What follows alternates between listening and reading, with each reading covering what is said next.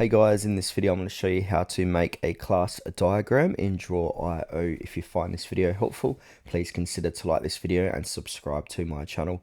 In saying that, let's just jump straight into the video. Okay, so there's two different ways how we can do this. So the first way is by using templates. So to access the templates, hover over the top here and look for the Arrange tab, click onto that, click onto Insert, and then inside Insert we need to find Template. There it is there. So we can find this template manually by looking for Class on the left hand side, or we can type in Search Class. It's probably the quickest way. Now we've got two different templates we can use. To view the template, go ahead and click on the magnifying glass and it's going to show you a preview. Now if we want to use any one of these, we can go ahead and just simply click onto it, click on Insert, and that's going to insert into our Draw.io diagram.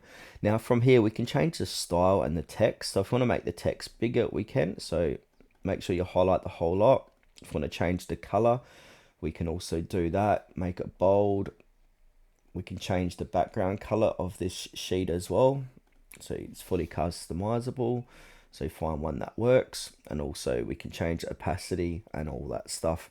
Now the next way is by hovering over to the left here. But before this, I'm going to get rid of this diagram. So it's a clean sheet. So to get rid of it, just highlight it and press delete on your keyboard.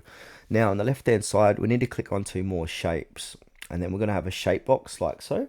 Now from here, we want to scroll down and make sure UML and UML 2.5 is selected. Then hit apply. And then from here, we can go ahead and click on UML 2.5. And then we can choose the different type of diagrams to add in. So if we want to use this one, we can. And also we can add lines, interface, some more lines, a join fork node. So yeah, you can draw this manually as well. It's a bit more tedious if you're not using a template, but yeah, it's still a lot more customizable in the way you want your class diagram to look.